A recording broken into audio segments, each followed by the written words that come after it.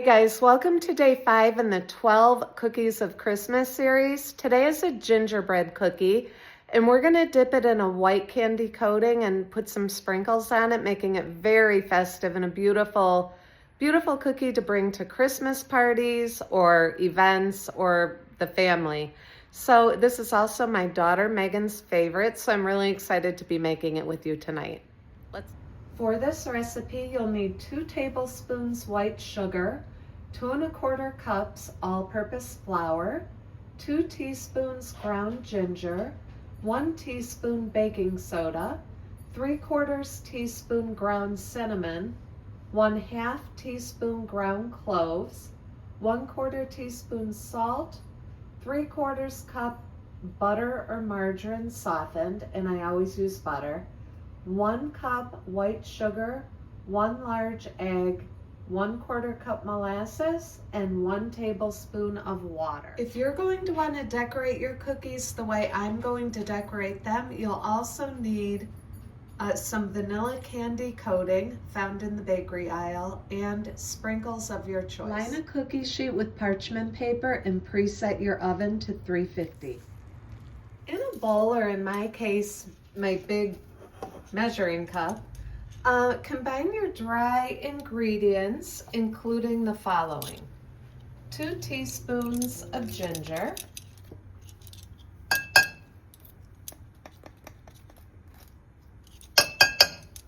1 teaspoon baking soda, 3/4 teaspoon cinnamon,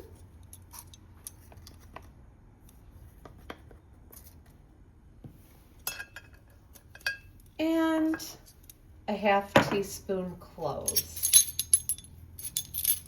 I'm going to put in a little less than 1/2 teaspoon of cloves, and some salt.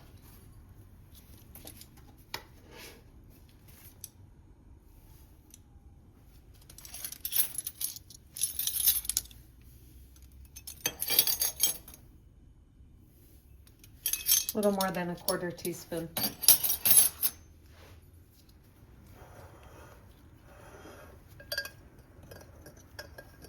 I just combine all these ingredients with my wire whisk. You can use a spoon or even a fork.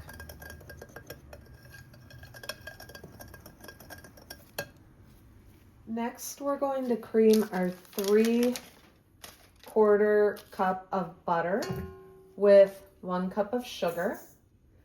And let's put this on like a medium speed and keep it going for a couple of minutes to make sure that it's really light and fluffy by the time we get done.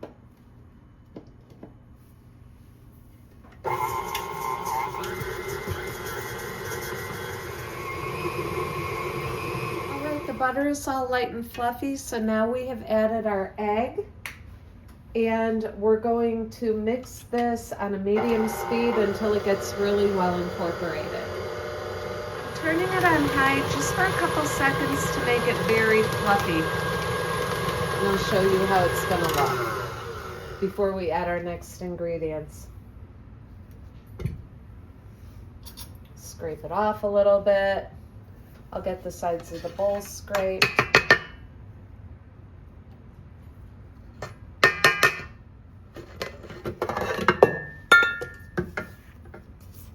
That's how it should look. So we are now ready to add our next ingredients. Next, we're going to add in our 1/4 cup molasses and our 1 tablespoon of water. Let's see how this is looking. Yeah.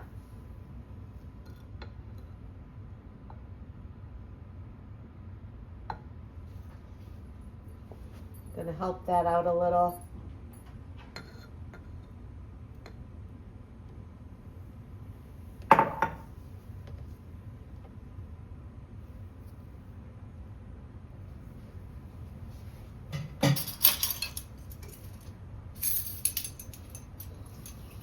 And we're just gonna mix this up really well. And then we're gonna be ready to start rolling our cookies into balls.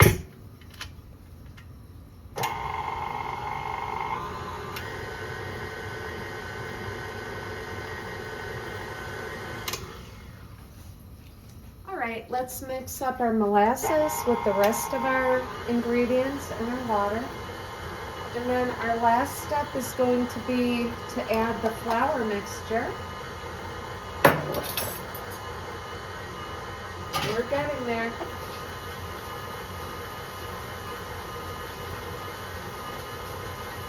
Rinsing off my hands because I got some of that molasses on these gloves.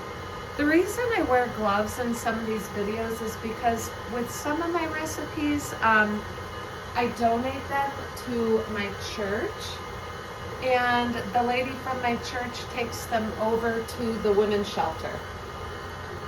And they love them. They appreciate the little treats.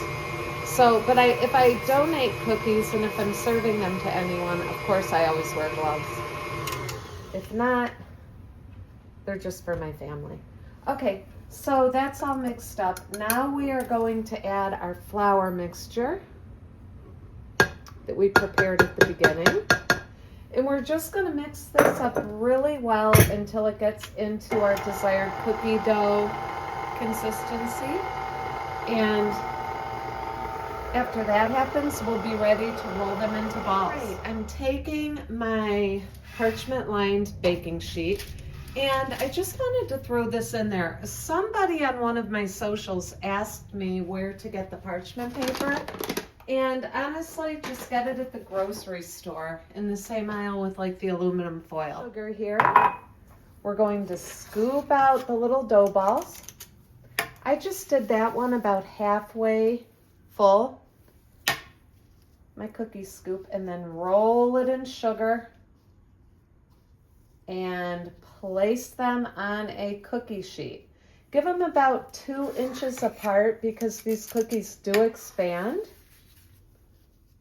Roll, roll, roll, sprinkle some sugar on them, get them into a ball and place on the cookie sheet. I made a couple a little bit bigger, but really, I just usually do about 1/2 or 3/4 of my little cookie dough scoop that I adore. I've told you all about my cookie dough scoop. It's the best investment. Okay, so get those all rolled out. And next we're going to be ready to bake. We are all rolled out now into balls. We're ready to go into the oven.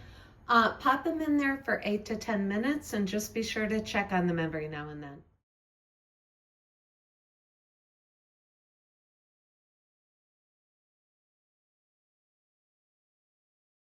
Next, let's break up some of the white candy coating and get it ready to melt. Put it in a microwave safe container and start on 1 minute and stir it. This should take between 2 and 4 minutes to melt. When the chocolate is melted and smooth, it should look like that. Don't over microwave it because it kind of gets clumpy if you overdo it in there. But when it gets nice and smooth, you can either spoon some onto the edges of the cookies, you can pour it on if you have a spout, or you can pipe it on. I'm not going to pipe it on today. I may normally do that from now on, but they don't need to be perfect. As a matter of fact, part of the appeal is for them not to be perfect. So we're going to pour a little white chocolate over a corner of each cookie, maybe up to half of the cookie. And then we're going to immediately get some sprinkles on there to decorate it. And for today's cookie, I got some really pretty gold and white sprinkles just because these reminded me of my daughter. My daughter's kind of elegant and pretty, and these just seemed kind of elegant to me. So I'm gonna be putting those on here too. So let's get started. First, I'm going to spoon a little of this white chocolate over half of the cookie. And you could also dip it. I'm choosing not to because I really don't want a lot of white chocolate on the bottom of the cookie. So I'm just spooning it over. Like I said, this does not need to be perfect at all. This is not that kind of cookie. When we make some decorated sugar cookies, that's when the piping bag comes out, and it needs to be a little more perfect than this. But we're just getting some beautiful white chocolate candy on there. The other thing is you could use white chocolate for this. Ghirardelli makes a really good white chocolate chip that would be good on this. So just get it spooned on there any way that you want. And the pretty part comes with the sprinkles. All right, I have 6 of these all ready to go for sprinkles. You can even kind of move them around a little bit to make it look like it's dripping onto the rest of the cookie. That's kind of pretty.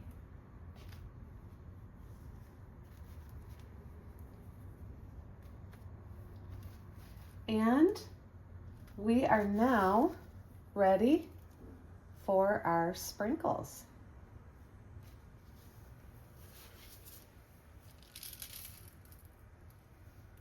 Just drop them on there. If a few of them fall off, that's okay. Cookie making is not a real neat hobby, so don't worry about it if you make a mess. That just means that you're being creative and having fun, and they'll probably turn out perfectly. So yeah, this is fun. So that's the next step. And I will see you back here. Let these dry completely. Leave them out in open air. I wouldn't even put these in the refrigerator. Just let them sit on your countertop until they are completely dry and the candy is hardened. How gorgeous they're going to be. Now I'm going to show you some that I'm choosing to dip. And what I'm actually finding out is that dipping them is very easy and pretty, and it is an option. So either way, you can also make it drip a little bit if you want to, if you dip them. The only difference is, like I said earlier, you're going to have candy on the bottom of the cookie too. But with parchment paper, that's really no problem, because once dry, they will come right up. So do it either way that you choose. All right, friends, here we are, the finished product. I did end up dipping most of them. It was just easier, and they turned out looking almost the same. It would be hard to even tell them apart. So do it however you choose to do it, but the sprinkles make all the difference. I hope you enjoyed this recipe, and I hope you try it. And please let me know in the comments how it turned out. Thank you.